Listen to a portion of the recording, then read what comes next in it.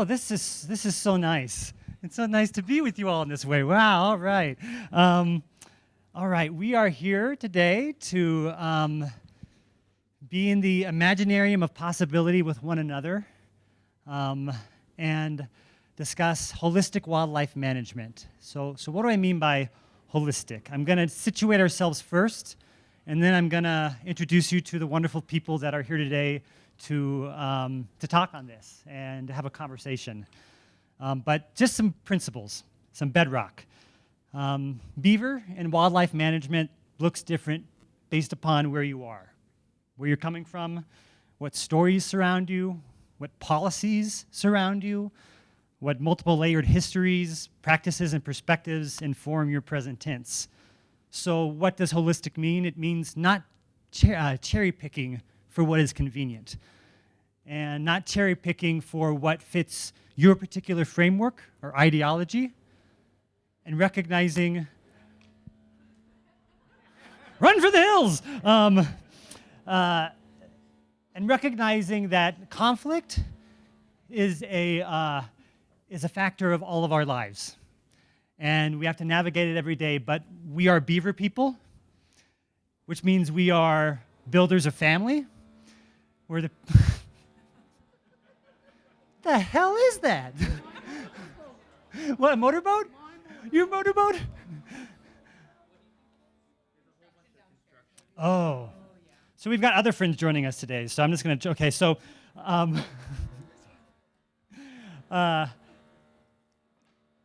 we are Beaver people. We are the people of tolerance, our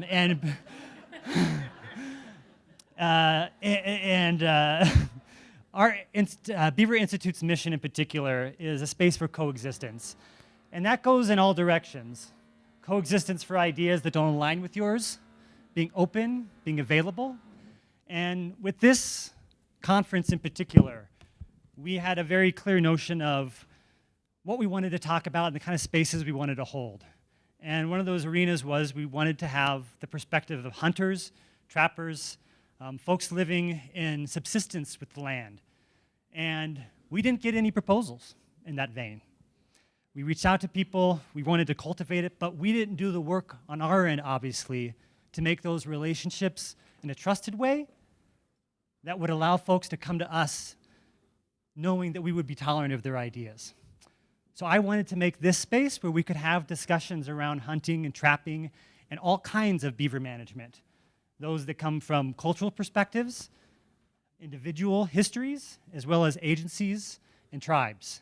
And so today we are going to be in this space together, and we're going to have compassion as we talk about maybe some tricky things, because when it comes to hunting and trapping, there are strong feelings on all sides. But we get to be here as a family in our lodge in this circle that we've made today and coexist together with love and tolerance. So what's going to happen, how this is all going to run down, is we have 5 folks who have graced us with their presence today, and they're going to introduce themselves. I'm going to introduce them, and they're going to talk a little bit about themselves, where they're coming from, and their perspectives, and then we're going to open it up to a dialogue facilitated by me and potentially flowing out and over to include all of you. So that's what we're agreeing to do today. So all hands in. Then we're going to do that. Let's go. All right. It is my honor. I do want to open this first with a dear friend that I have made in the past 6 months, Elder Marilyn Capreol. And yesterday, she leaned over to me and she said, are there going to be any hunters or trappers talking about anything at this conference? I said, there will be tomorrow. You want to be a part of it? And she went, yes. So the late edition and the elder goes first. So Marilyn. Nope. Go so. The is quite of so calls them up for the jam. So want to go down to bar minute coming Ontario, Canada. That noise you heard, that is true. That is my motorboat that I come across the bay to get on the land. And then I have to give thank you to our beautiful and sacred men for allowing us to fly in that space between the fire bundles where you sit, beautiful and sacred men. And that place in the sky world where the fire bundles are also written the original ideas of how we are supposed to look after the land. And that place called air is where we traveled on that big bird. Didn't hit any bumps, didn't spill my coffee. It's pretty smooth.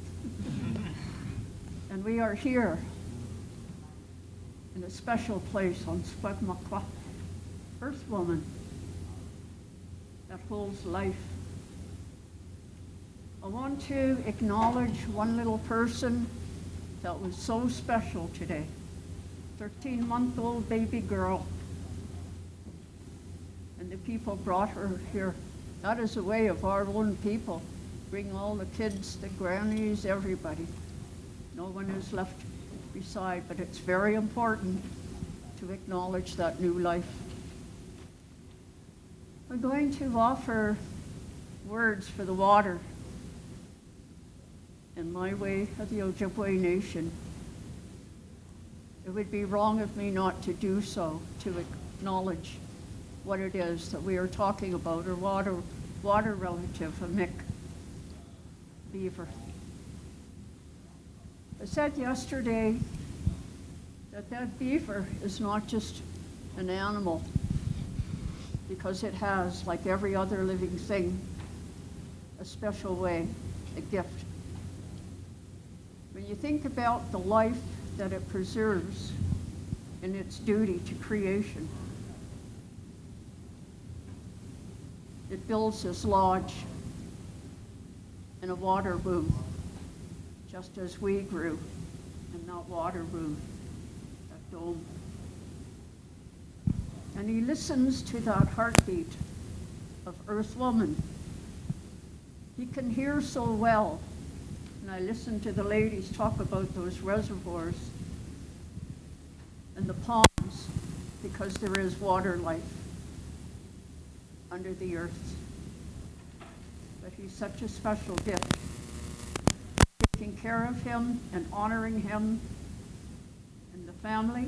And I talk about him because respectively we honor that grandfather first. So in saying that, I'm going to offer, I think I'm going to sing a song to the water. This song came in our time, and it came through a gift of a woman, very much with the same tenacity as that of Mick.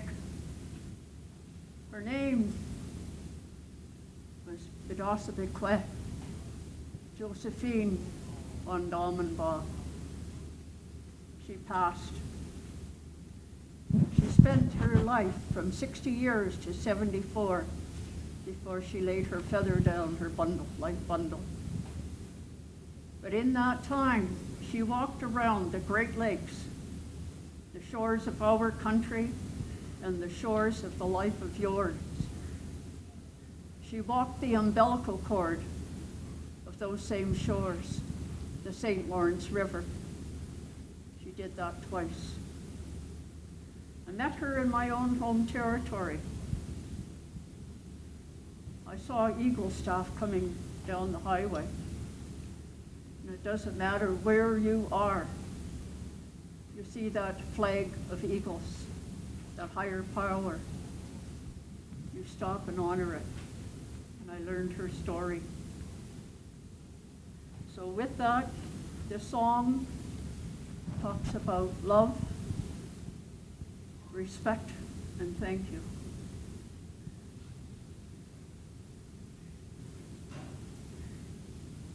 Niba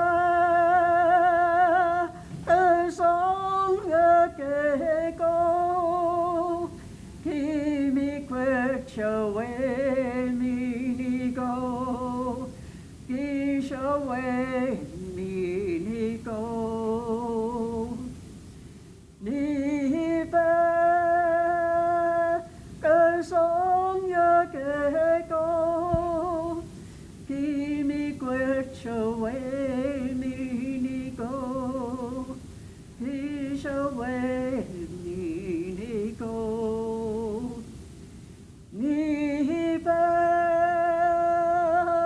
the song go, give me which away me go, which away me go, me back the song go,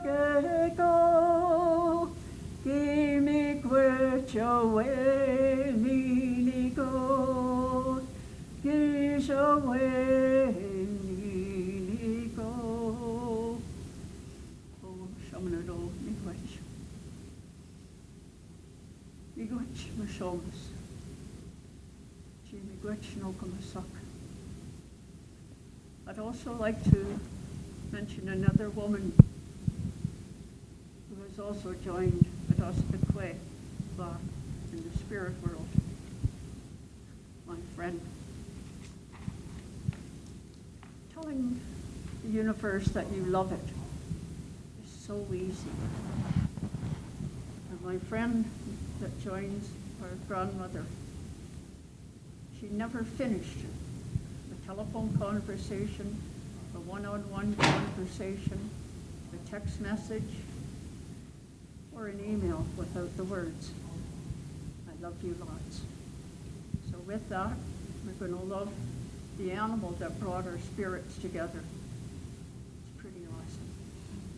So let's get at it and party, right?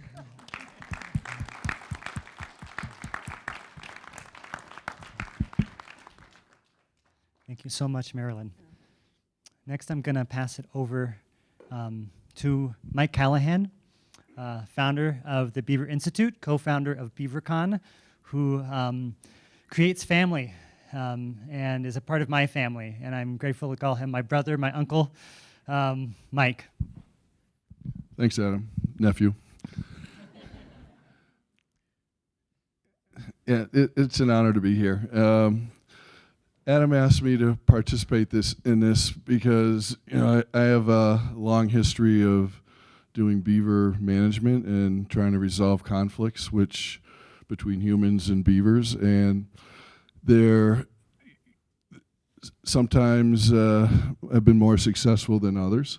And what I've learned to approach people that have a concern about the beaver, and the key for me anyways is to keep my ego out of it and listen and try to determine what is important to them. And because until I have some kind of understanding of where they're coming from, how am I going to help create a partnership and a solution that is going to work for them, right? So that's the first step, and then that starts developing some trust, right? And then you can start thinking about options and what works, what won't work, and ultimately, hopefully create a partnership. We may not agree, we may have very different opinions on various things, but one way that I cope with that is to think the person I am today and the values I have today are different in many ways from what they used to be. And thinking about how every person in this room, every person we meet, is on their own personal journey. So what they believe today, what I believe today, isn't necessarily going to stay the same over time. So that's where meeting the person where they are and trying to forge that understanding and knowing each other. And then once their guard's down, then we can communicate. And then they'll be open to other ideas. And they may end up not agreeing with what I would suggest, but that gives us the best chance of finding agreement. So that's just in a nutshell how I approach people that come to me with issues. Is there anything else you want me to? Yeah, I'll pipe in later. Thank you, Mike. I'm going to go with Elizabeth Miller next from APHIS Wildlife Services. And Elizabeth was at the last BeaverCon. That's where we first met. And we've kept up a dialogue ever since. And there's a lot happening, a lot of really good things happening at Wildlife Services that I think Elizabeth's going to share with you, but some complexities, some nuances, contradictions. Everything's a contradiction. A contradiction lives within me and you every single moment of our lives. So that's another thing to remember as we're discussing these topics. Everything lives in contradictions. So I'm going to hand this over to you just to introduce yourself. Thank you, Adam. And thank you for creating the opportunity for this conversation today. So I'm Elizabeth Miller. I'm a staff wildlife biologist with USDA APHIS Wildlife Services. In the effort of keeping this casual and interactive, I want to take a series of hand-raised polls throughout my brief introduction. Who has heard of Wildlife Services before? Okay. Please keep your hand raised if you were aware that Wildlife Services had a non-lethal initiative. Okay. That's great news. We're into our 6th year of that. Who, before yesterday's presentation from Ben, was aware that Wildlife Services was installing water flow devices for beaver damage management? Okay, Wildlife Services hands don't count. So I hope today, I mean, I have a lot of goals for this conversation. I have thought exhaustively about it yesterday and today.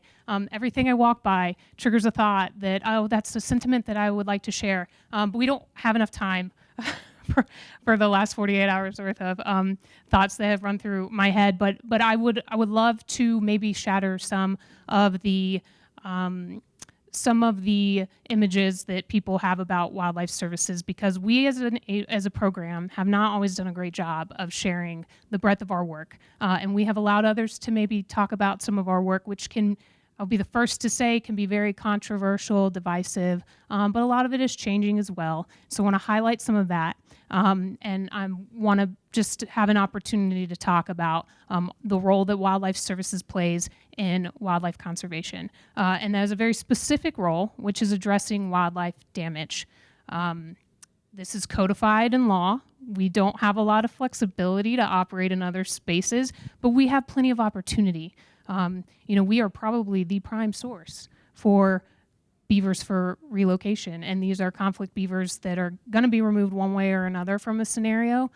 So partnerships have recently allowed us to explore placing those beaver in places where those ecological functions can serve a purpose versus being in conflict. So that is a new partnership we're exploring. We have funding to help give or help install water flow devices for people that maybe weren't interested in that or aren't willing to pay for that. But there's a lot of nuances, as Adam pointed out, and I can get into more of those later. But I did also just want to quickly point out that I was the sole Wildlife Services attendee at the last BeaverCon. There was no Wildlife Services attendee at the first one, and there are 8 of us in the room right now. Thank you. So if you missed Ben Nugent's presentation yesterday about an anadromous alewife passage through water flow devices with his project partner, I'm sorry, but you could maybe talk to him about that. Dr. Stacy Robinson is one of our research scientists. She has a poster in the room, so please visit her during the poster sessions and ask her about the research she's doing about our non-lethal activities so we can fine-tune those and have great confidence in them when we use government resources to administer them. And then, of course, my participation today, hopefully, will shed some light, and happy to discuss throughout the rest of this session and any other time you can snag me for a chat. So thanks so much for choosing to spend your time here for this. Thanks a lot. Thank you, Elizabeth. Next up, introduce a new friend from a really amazing organization, Bianka Martinez from Hunters of Color. Here you go. Yeah. Thank you. Yeah, so my name is Bianca Martinez, and I am the hunter on the panel, much to everyone's surprise. I want to take a moment to thank all of the elders who are in the room with us, because when I was asked to speak on this panel, the first thing I did is I reached out to my grandfather, and I was like, what's our word for beaver? And he told me the word in Spanish, and I was like, well, what's the word for beaver like in our language? Come to find out that we don't have one. Ancestrally, my people, the Huastec people of Mexico, have not had relations with beavers. They are not present where my family's from, but I had a really long discussion, and he was like, well, should I do the panel? And he was like, of course, beavers are important. So I got his blessing, and I did a little bit of digging and research. But yeah, we do not ancestrally have beavers where my people are from, nor do we have a word from it or for it. But now living in the U.S., growing up in Chicago, living in Colorado, I've entered into a relationship with beavers as not only a recreationist, but also as a hunter and a conservationist without even having realized it until you asked me to participate on the panel. So a little bit about me. I was born and raised in Chicago, not a lot of outdoor space there. My undergraduate degree is in biology. And as soon as I graduated from undergrad, I left the city to try to get as much outdoor experience as I could, where I entered into equitable outdoor education and eventually conservation. And now I work in equitable conservation and recreation. I'm currently pursuing a master's wow, I forgot my master's. I've been yapping all day. But in like wildlife and wilderness management, I've always been a big conservationist, and I entered into hunting as an adult, which is the largest growing population of hunters in the United States currently. And I fell into hunting because of my love for conservation and because of the ancestral relationship that I was taught to have with the outdoors, even growing up in an urban environment. But yeah, that is a little bit about me. Thank you so much, Bianca.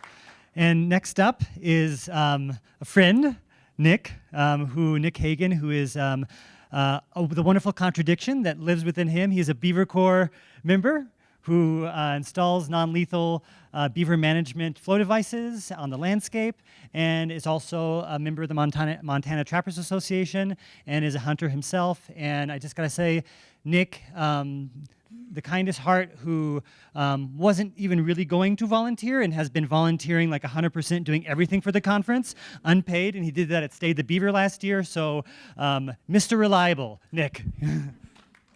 Thanks. Thanks, Adam. That's very nice. Yeah, I'd like to thank you and Mike and all of you for being here and for allowing us to have this opportunity to have this conversation. And I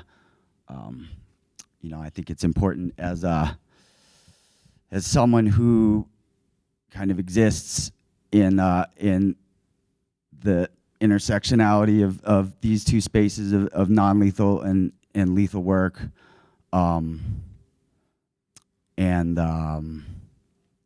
Yeah, the intersectionality is a big buzzword these days, and I think that's good, because I think, more and more in our modern time, that's what the story is about. It's about the nuances. It's about these little shades of differences that I think we have to talk about if we really want to get anywhere with our conversations, because I think everyone can see how whatever it is that you think or believe, when we just go to the extremes and we start our fights from there, it just doesn't work. And so I tell people kind of that my personal mission is to try to bridge these divides in the beaver world when it comes to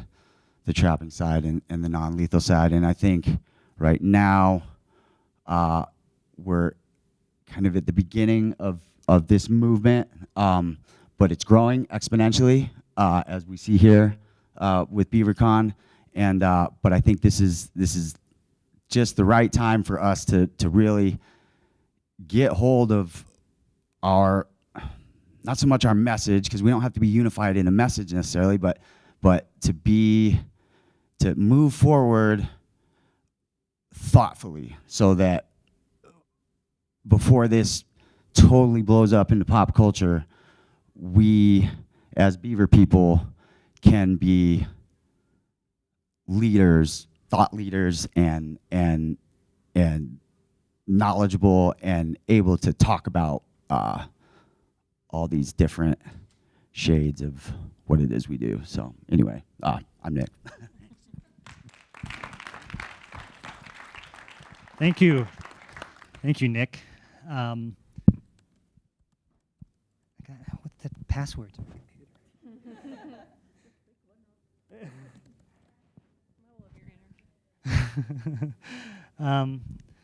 Who's calling me right now? Oh.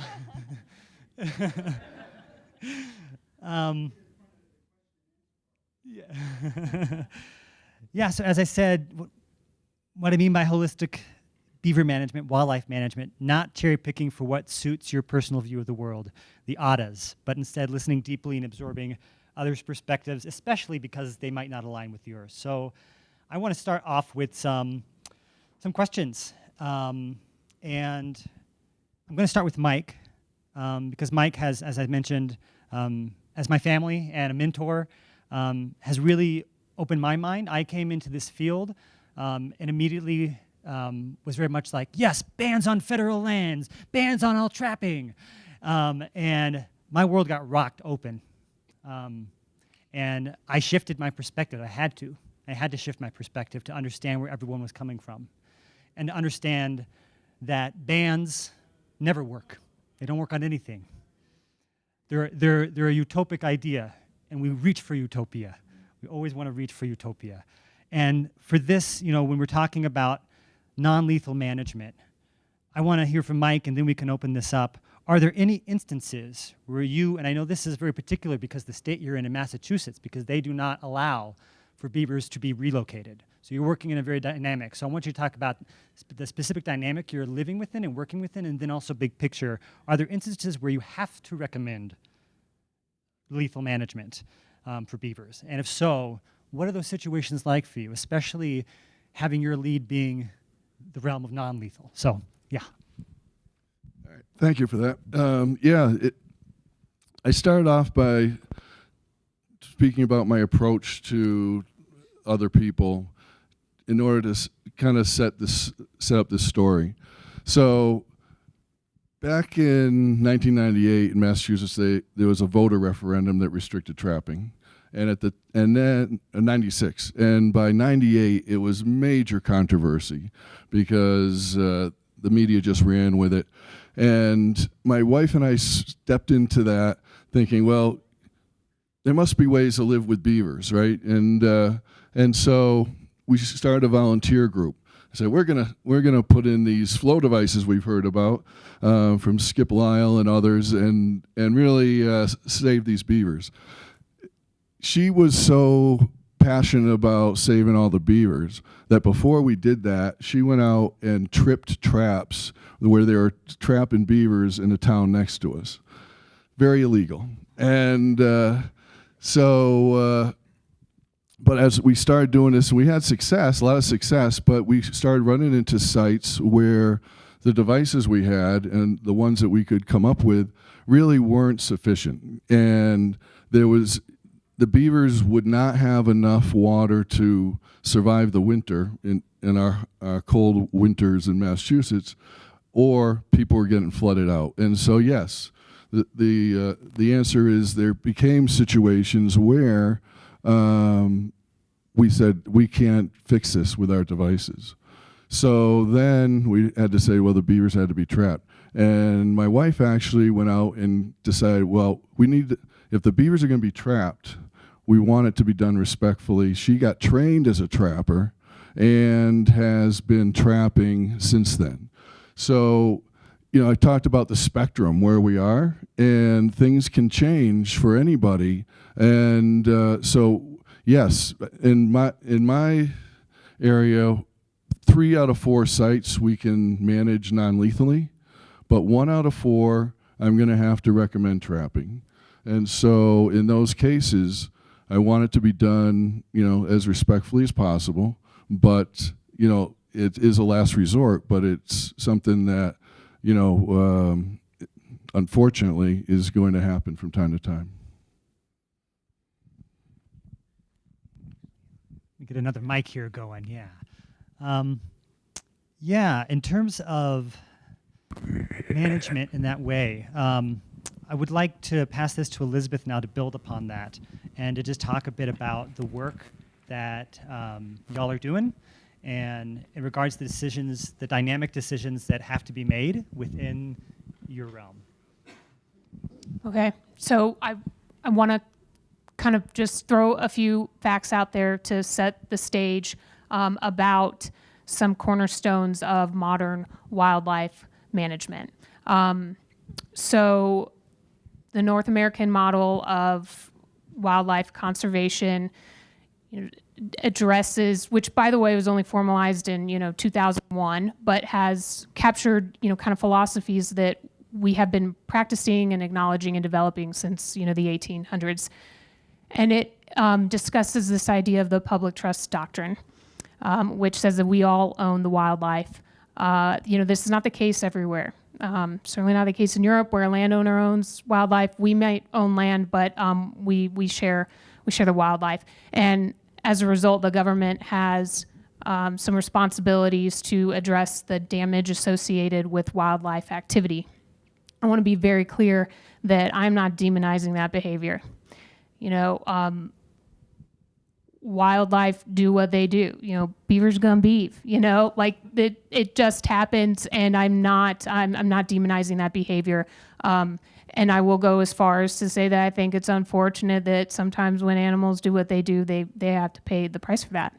But we have carved out in wildlife conservation and identified that wildlife damage management, and I pretty much exclusively refer to wildlife services work as damage management because we do not manage populations.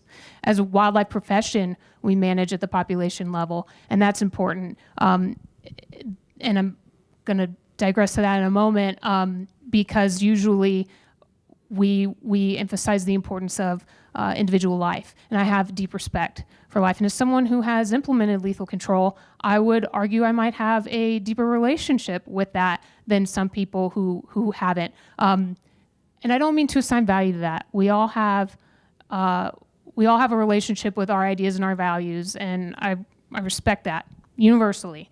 But lethal control is identified in modern wildlife conservation as a tool and a sometimes necessary part. There is a Wildlife Society position statement that identifies damage management, specifically identifying lethal control as a part of that, as verbatim, an essential and responsible part of wildlife conservation. So this is not like, Wildlife Services didn't wake up one day and be like, what's our goal going to be? It was established for us via the Act of March 2nd of 1931, which created Wildlife Services. And it clearly states that our role is to, as a government, address the damage that our public trust resource wildlife occasionally imparts on agriculture. So that can be feral swine rooting up crops. Property, that can be a vulture tearing the weather stripping off of your car in your carport.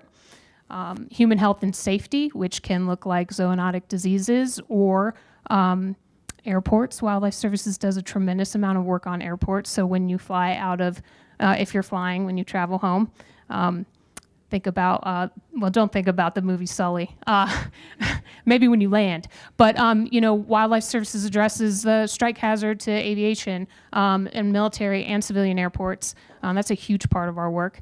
And then lastly, natural resources. So that one could generate a lot of interesting conversation because beaver are a natural resource. But I happen to know from a report I wrote recently that Wildlife Services pretty much on an annual basis addresses wildlife damage to the tune of protecting over 300 different listed species. So probably not something anyone would quickly credit Wildlife Services for, but that's out there. It's a fact. So TWS position statements, they're out there. TWS, the Wildlife Society, is sort of the preeminent, professional society. These are widely accepted and deeply developed, statements, and they're not universally accepted, but again, very broadly accepted by the wildlife profession at the moment. The North American model of wildlife conservation, cornerstone, and then this public trust document, which the idea of public trust, this has roots in ancient Roman law. This is something that, the government takes seriously. So this is very strictly our role, damage management. And it is, because of that lethal component, very controversial. And historically, Wildlife Services has certainly been heavy in that end of things. We have always practiced integrated wildlife damage management. Integrated quickly gets reduced to lethal versus non-lethal. I think it is way more complex and nuanced than that. Sometimes it has an economic aspect. Sometimes it has a DIY component. How easy is this for the average landowner to implement? How invasive is it to the environment? A lot of times we recommend some slight cultural or habitat modification. If you're getting raccoons on your porch and you don't want them and you're feeding your cat out there, well, then, the most effective way to address that is shore up that cat food and don't feed your cat outside.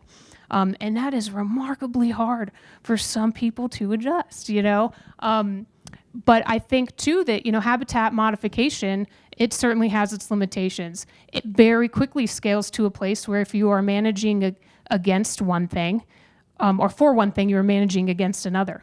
At what point to save, to curtail or avoid, a lethal removal when habitat modification stands between, the conflict and the solution? Does implementing habitat modification impact way too many other species to make any sense?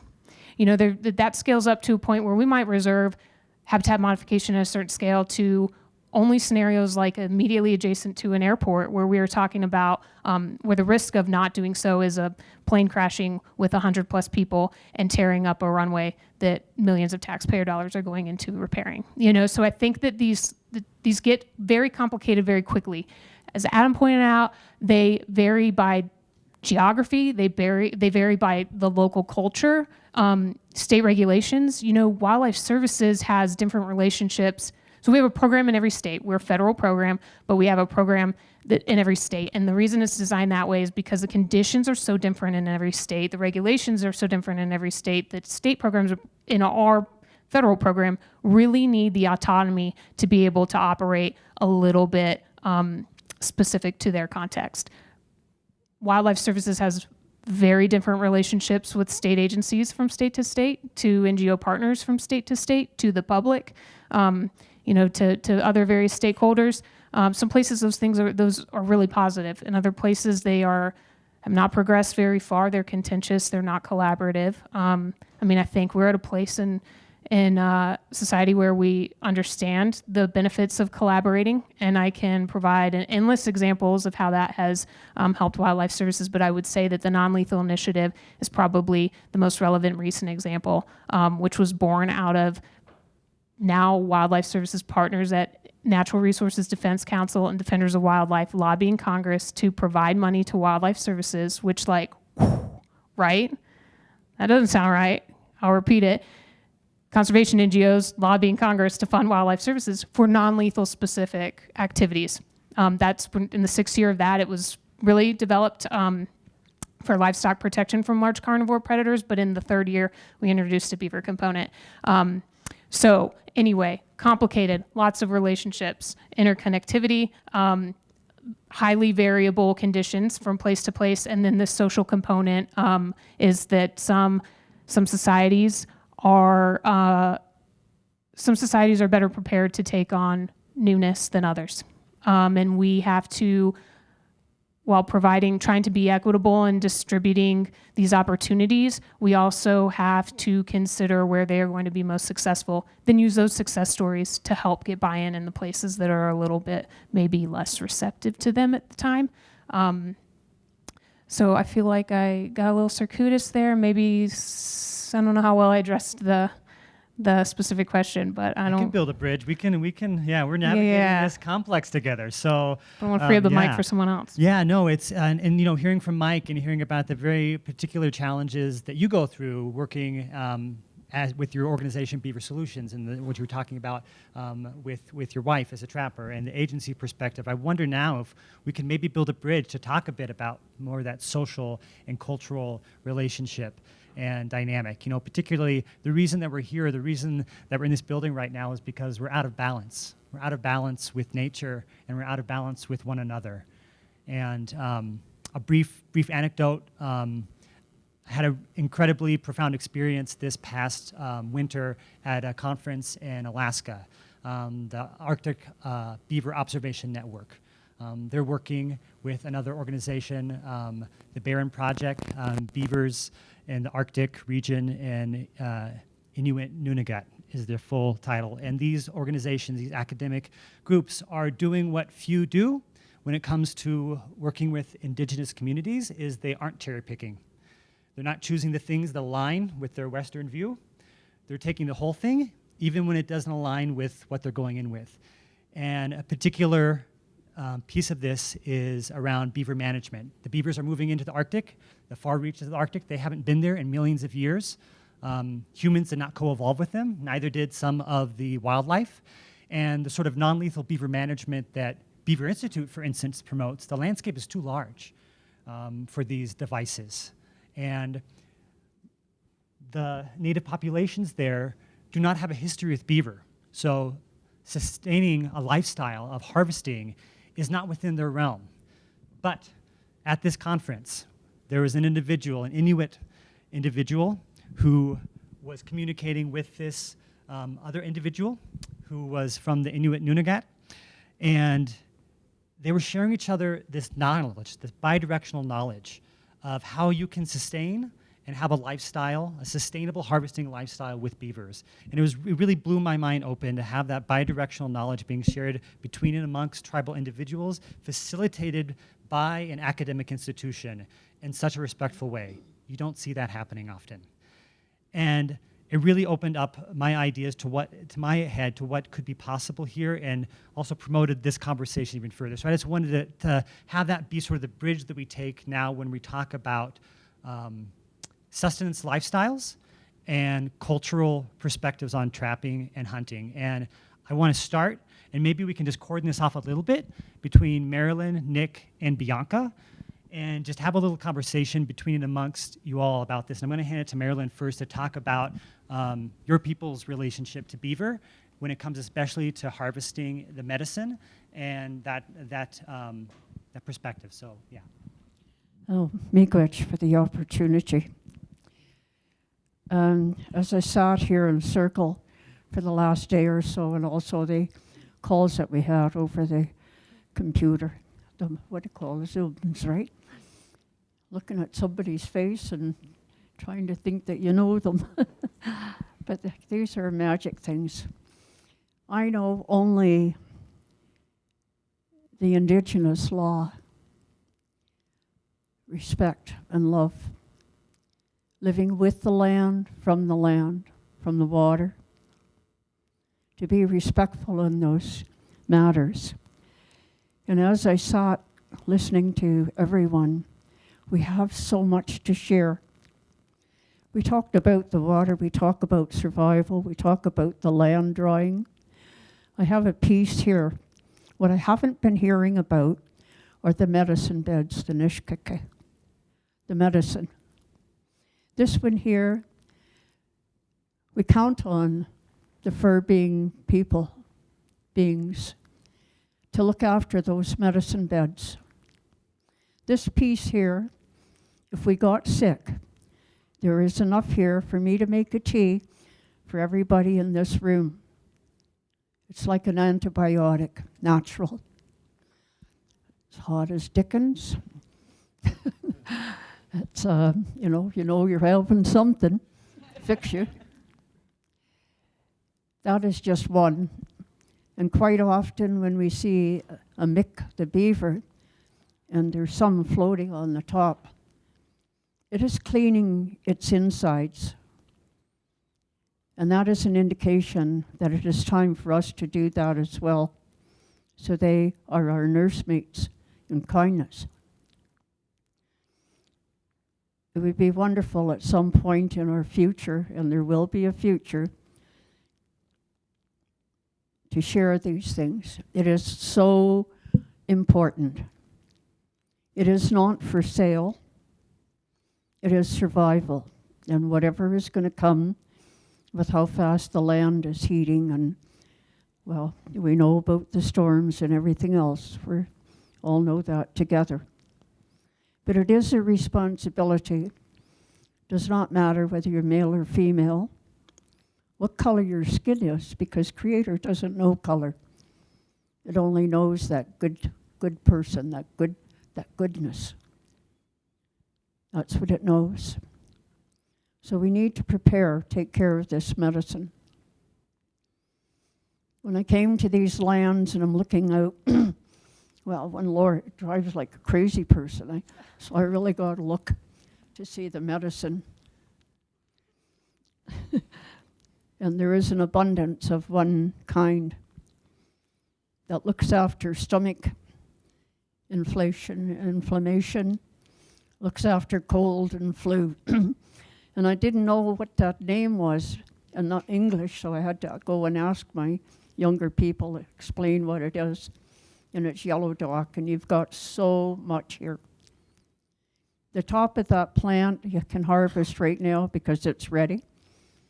And it's like a little seed. So if you get sick with that stomach flu, just chew a little bit, hot tea with it.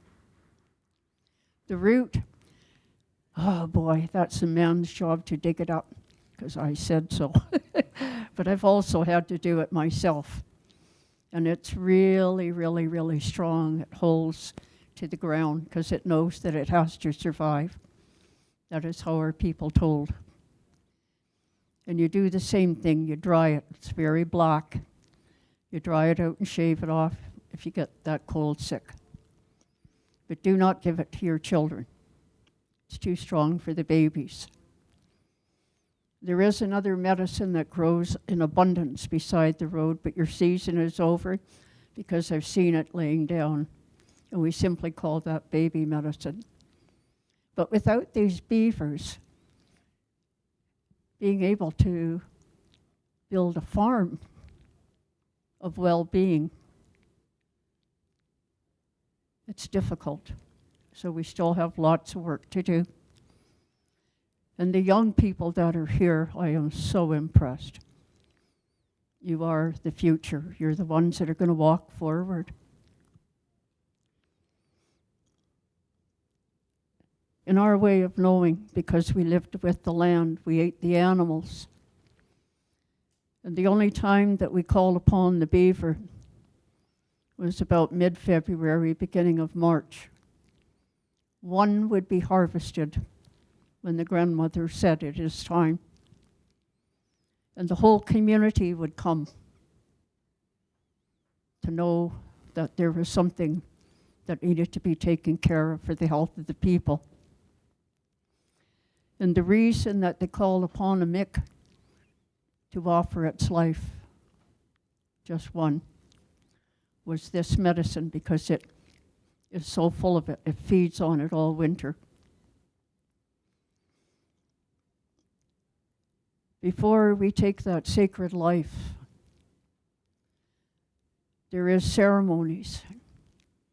The men sit separate, and they go to the bush, and they take the pipe, the sacred pipe bundles there, and talk and sing, but only the men go.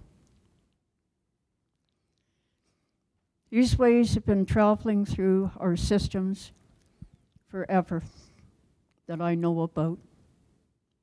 There was a time when we could not celebrate that way because we were governed by an Indian agent, and it became dangerous for the ceremonies to happen, but they did survive, just like the animals and the medicines. In the Blackfoot country in Alberta, the young women that come into a cultural age carry what they call a beaver bundle. I do not understand it because I haven't been invited to see that transference. But they call upon dressing that sacred bundle with the beaver fur. And again, it is sacredly taken with great reverence. In my time, I was born 7 miles out from the mainland. We traveled the waters, but we also traveled the ice. And both of those water forms offered a food source as well, of refrigeration, a time of gathering. When we eat cow and pigs and chickens, and we talk about if you think that it is inhumane to ask one beaver to give itself through ceremony, these things that we eat today are not even given those prayers. That's sad. But they still come to life to help the survival of the caretakers. Back in the day, families didn't have food supplements like a food bank, a welfare system. What is it called here? Social Security? Yes. You know, when you are poor people. Our people took care of those things, and it was the grandmothers. Don't ask me how. They would have a quilting bee in the winter, and they would make so many blankets. They knew how many people, nosy old ladies, how many people was going to get married, how many babies were going to come, and they never missed the mark. But they also knew that the harvesting of a community garden was really important. There was cabbage at one end, potatoes at the other, carrots and things down, onions. And the way that they took care of those, yes, the animals came to eat some of them, but why shouldn't they? So when I heard about your relocation, it kind of upset me because of what our people suffered in the residential. And it made me wonder, when you take and put a beaver somewhere, do you take one? Do you take two? So that there is a companion. When you do that, do you take a good food supply so that animal can get used to not go hungry and not be a survival? So these are things that came to my mind sitting in circle. It is not criticism. I would love to see the future work of working together in a relationship. It's marked down long before our time that we work in this manner, all nations. And it's written on a warrior, little four-legged. It's a skunk. He's got two stripes up his back, and they're even. One's not longer than the other, and it doesn't go like this. It's even marks. And that's an indication that we are supposed to do this work together. We have Creator's blessing to do that. I'm so excited. I hope I get to come and visit the next 5 years to see, the next 2 years. The spirit that is here, sitting amongst the people, is just tremendous.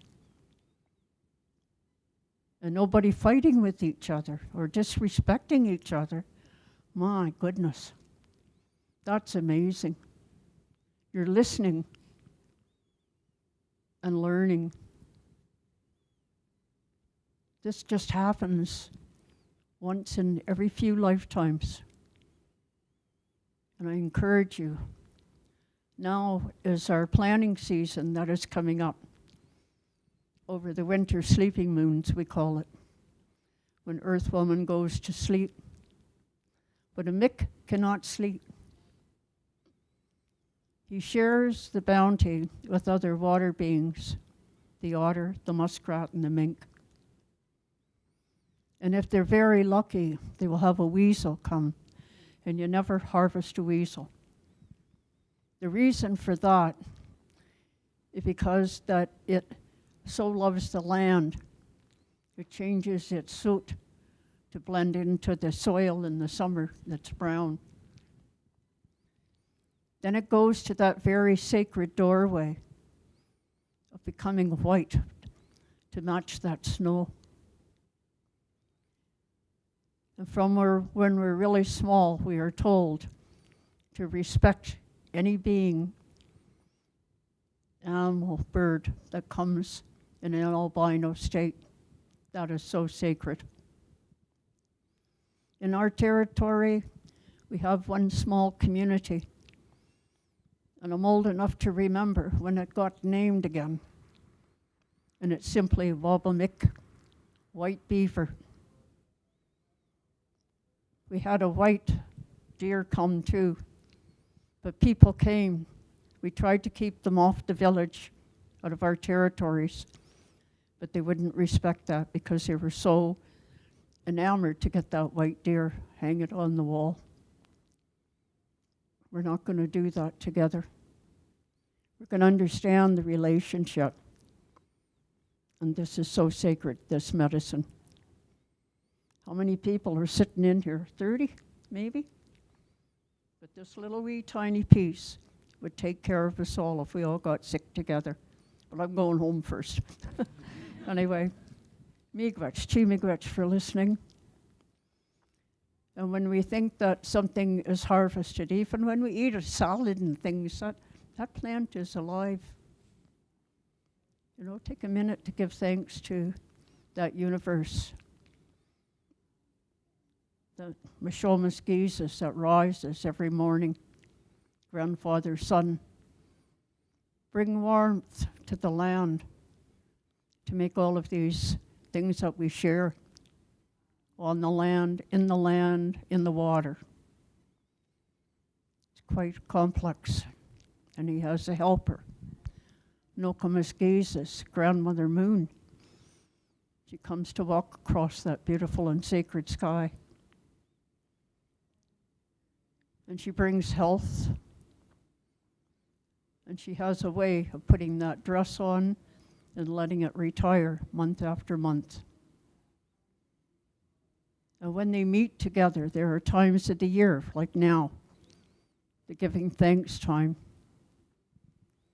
We have a family of trees that are so beautifully dressed, giving thanks for that life and giving that purity in the air we breathe together.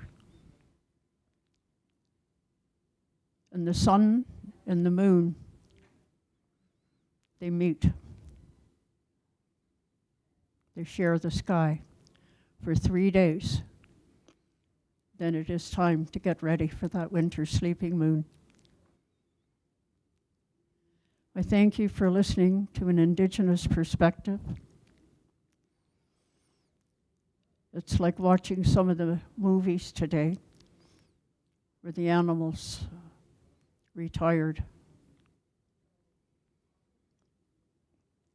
Even an egg, when we eat it, it never got to be a chicken, but we eat it. It offers that child. So we can look after our elders. We can look after the workers, the skabewas, the helpers. We can look after the grandchildren together, the babies. The magic of that child I saw today, my heart just burst. It was beautiful. Miigwech. Thank you, Marilyn. Yeah, thank you. Marilyn, listening to you talk brought up a lot of things that I don't have time to delve into all. right now, but I think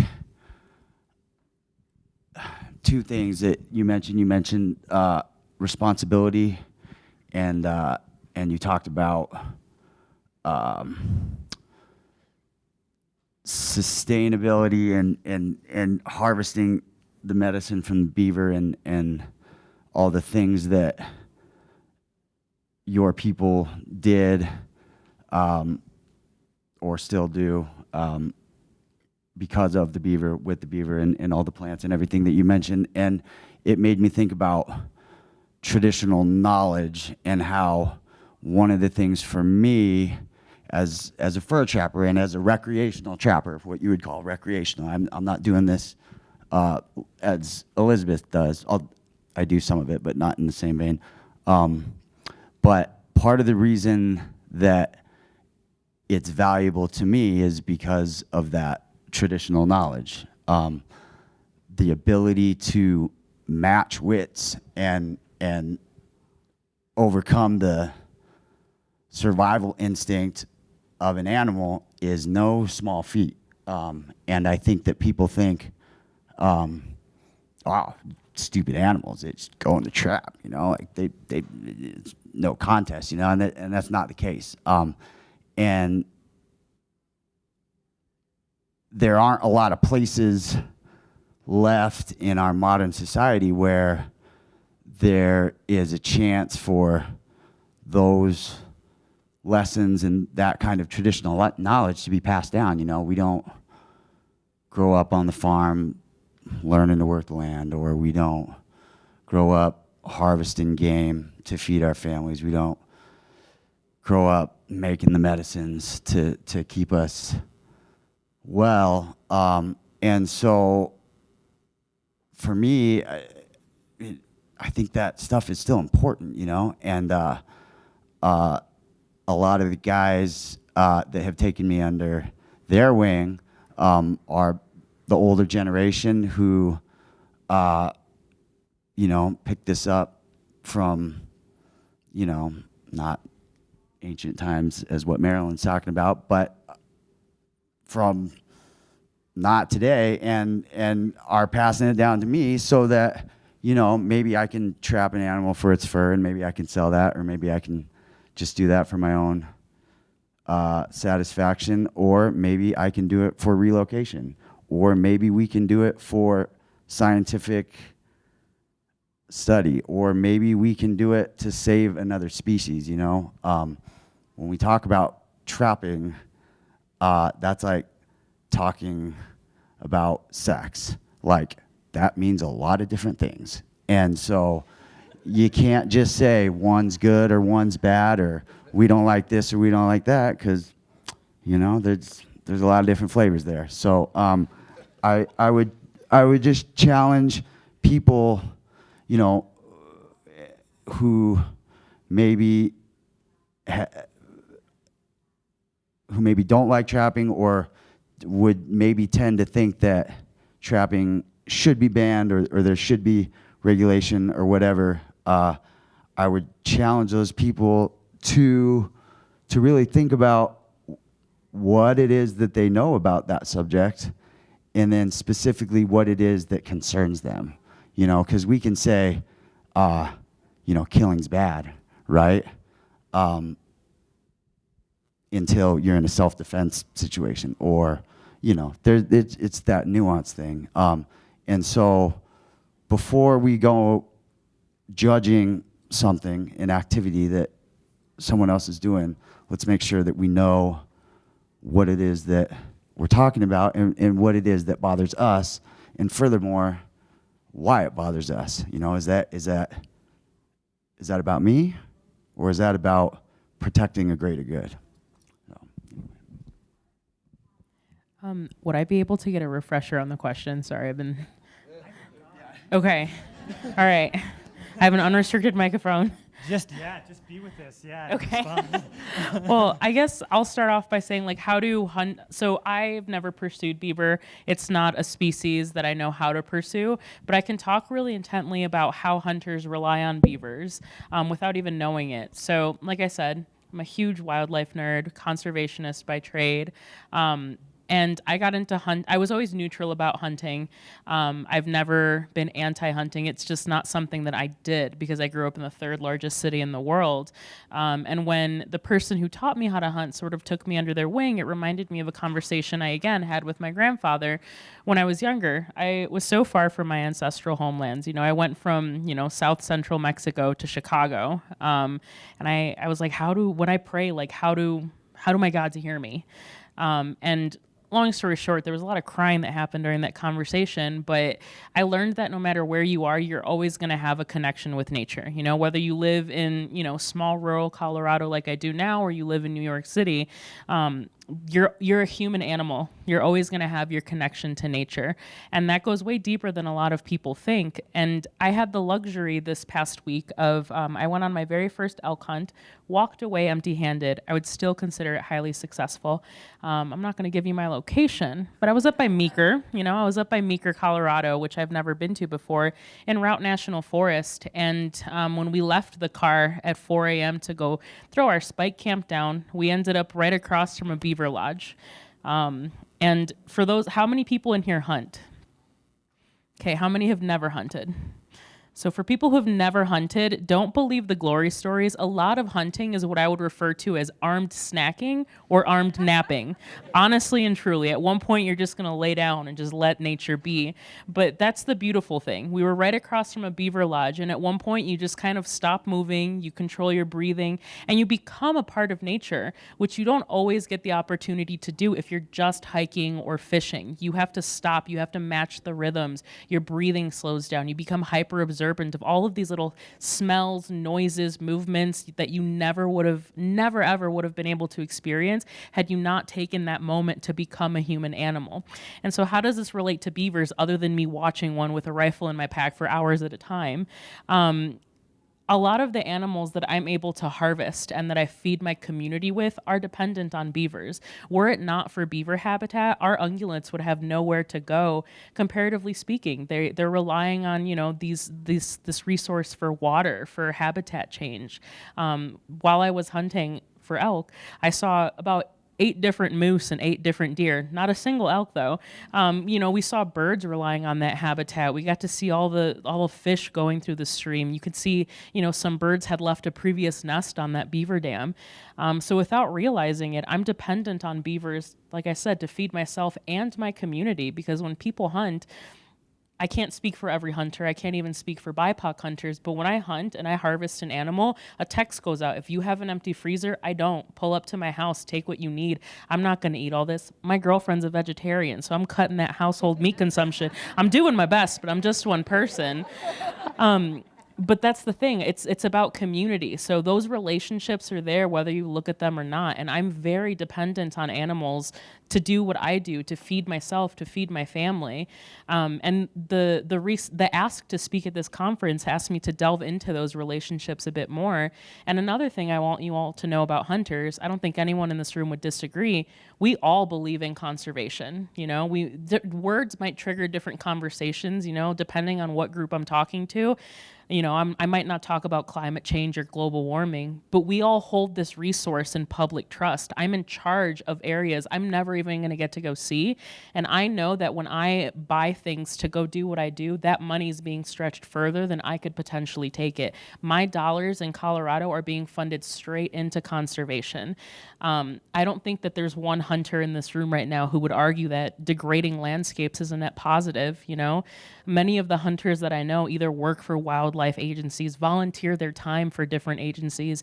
I saw you yesterday. You have a Backcountry Hunters and Anglers sticker and a National Wild Turkey Federation shirt. I know that this man is invested in conservation. I have a friend who hunts mountain lion who he has hounds to do that. I don't know how mountain lion hunting goes. I've never done it. Probably never will because I'm a huge fraidy cat and I can't run fast.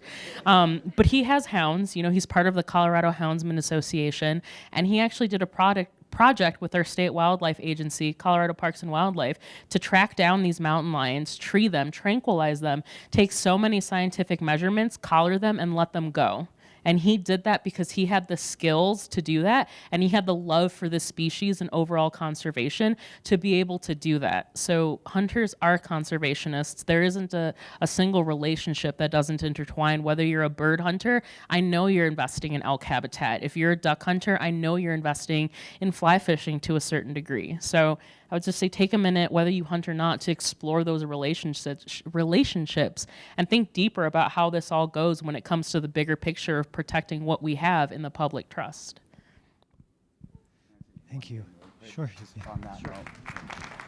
Thanks, I appreciate that. Just real quick, just off you, building on what you said there, you know, the beaver thing is, it's growing, and dare I say it's a little trendy, and you know, and that's great. I'm all about the beavers, but when word gets back to some of the people that I know in the trapping community, and they hear that maybe people don't like trapping, or you know, whatever, they think, well, who's been paying attention to beavers until now, right? Like, everybody knows the story, like, came through, trapped out all the beavers, then the hats went out of fashion, we stopped trapping, blah, blah, blah. But, you know, beaver trapping never really stopped, and it continues to this day, and there are more beavers on the landscape now than there were 100 years ago, and who is putting money and time and effort into knowing and seeing and whatever with those populations? It was trappers. I mean, who can honestly say like beavers were a big part of their life, you know? So anyway. Well, this has gone by in the blink of an eye. And I want to propose that this is the beginning of a conversation, I hope, that continues beyond these walls, that we've initiated something here, as meandering as it was, through this complex of humans being and relating with, around, and for beavers. And I want to, even though we're over time, I want everyone to have a moment to be able to conclude their thoughts succinctly, and then for us to close out and end our Tuesday here together. So let's start with how we begin. Start with Mike, closing your thoughts out. Ready. Okay, is anyone really ready with closing thoughts? Yes. We really emphasize tolerating and coexisting with beavers, and I think we need to move forward with the intention of tolerating and coexisting each other. We have divergent goals at times, and I think if we approach each other with respect, which is a pretty basic concept, that you know, we can have more productive conversations. If someone's values are different than yours, at the end of the day, you have an opportunity to educate. I'm not interested, particularly as an employee of the federal government, in assigning what anyone's values should be. So I would just encourage everyone to be mindful of that in our conversations and in our collaborations. I have one more thing to be giving thanks to, and a funny story. So I'll tell you about my giving thanks. As I said, I was born and raised on the Great Lakes. I still live there today. Sadly, some of our inlets have died. The water has died. There is no vegetation on the shores, and it goes for quite a ways out in the water. What caused it? Fast boats, sea-doos, go, go, go. And it's depleted the water life. No place for minnows because those shore vegetations are gone. We've lost species, hardly any rock bass left, hardly any perch. The giving thanks back to a Mick is that they build some very, very exclusive homes. And I think that they're weekenders there too, eh? Taking on the tourist thing. Build a lodge here and build a lodge over there. And quite often they do that so that they do not eat their food chain out, very much like an otter. Otter will come around every 10 to 12 days because it knows not to eat all of that at one time. I come from a family where we have 6 children, 1 brother, poor him, 5 lovely girls. My father and my grandfathers, like him, were fishermen. They were some of the highest quality fishing guides that lived in that portion of our lands and waters. So lucky us old girls. We just had to learn it too, because there was no difference between the girls and the boys. So every year, my sister and I, who's 82, we have a championship between, and it's called on by our young kids, our children. They're not too much behind us. So the boys and the young ones, you know, start off 6, 7 o'clock in the morning and they're gone. My sister and I, what a dummies we are. We sit at home with the coffee pot and gossip and, you know, enjoy the day. We see the boats going down the channel this way and that way, our young people. Then we know 2:30, 3 o'clock when that sun and the wind gets right, we go fishing. Now, if we didn't have the beavers and their lodges, we wouldn't have minnows to fish with to provide for family. We have to go get the minnows. Then we go, her and I. We can go 7 miles, 8 miles, sometimes depends where the wind is coming from. We know where to fish. Sure enough, our young people, oh, okay, there's Mom and Auntie, you know. They catch up with us, and here we are. They'll say, we ask them, how much fish you got? Oh, not too many, not too good today. So darn busy looking for us on the bay. There's no competition. So with that, you know, it's the skills that we learn. And we actually, both my sister and I, in our younger days, we used to guide, take people fishing. That new gadget, that GPS thing. Okay. Oh, nice contraption, we'd tell them. We don't have to worry about that, because the next day figure, okay, these guides cost too much money. We got GPS, but what they don't know is that we know how to run the shoals with that prop this far. So we know where to find our clients the next day. How's the fishing as we go by? Anyway, tricky old ladies. So are we ready to say? I think if we can, really quickly let everyone else just have a final thought. Briefly.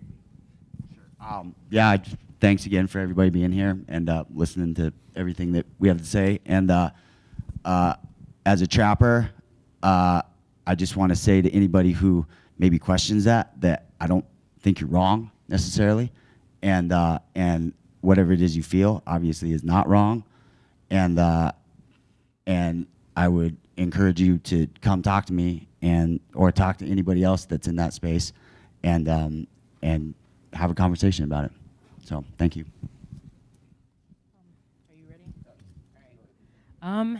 I feel like I did a lot of talking. I feel like for my final thoughts, I would urge you to all take a look at what conservation looks like, because I think that's as diverse as the relationship that we each have with the environment. Yeah, and just to have more of an open mind as to conservation, whether it's directly with an agency or something like hunting and trapping. I would highly argue that is still conservation, and to just keep an open mind about it. Okay, ready? So yeah, for my final thought, we talk about coexistence with beavers, and I think we need to keep that in mind, expanding that concept to coexistence with everybody. And we're all here with open minds. Not everyone does, right? But if we just respect and keep our ego out of it, so that we don't weaponize our our values and like I know better than you, and you're wrong, you're the enemy. We're all in this together, and let's coexist and learn from each other. And that's really why we like beavers, and let's apply that to our daily lives too.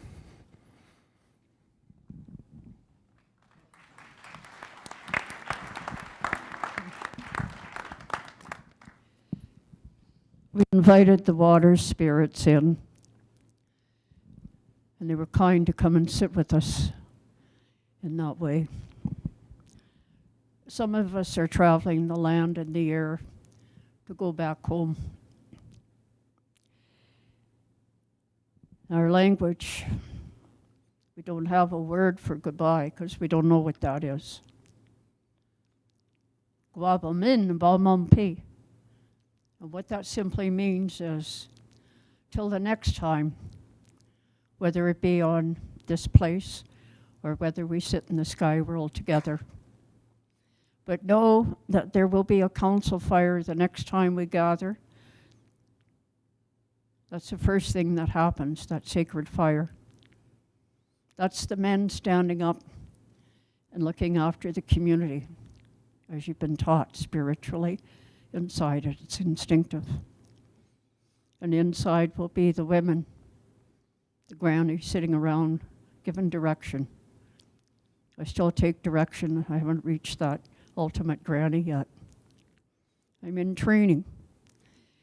So with that, I'm going to sing the farewell song and letting the spirits know that we are done in here today, that they're not to stay here, that they're to go out with us, because we don't want any lost people, lost energy. We've got to take that with us. Way, oh, hey, oh, hey, oh, way, oh, hey, oh, hey, oh, way, oh, hey, oh, hey, oh, way, oh, hey, oh, hey, oh,